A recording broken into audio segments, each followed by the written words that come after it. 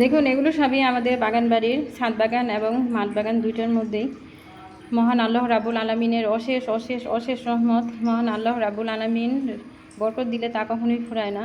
এই যে tomato, cherry tomato, বড় টমেটো, এগুলো আমরা অনেক খেয়েছি।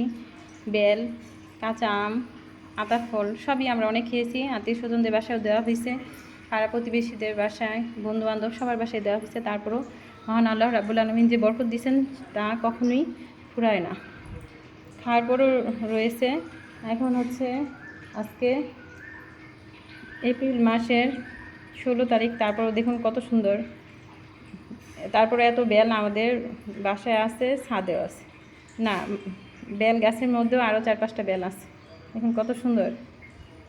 এবার তো বেল আর আতার কোনো ভিডিও তৈরি করে নাই ব্যস্ততার কারণে।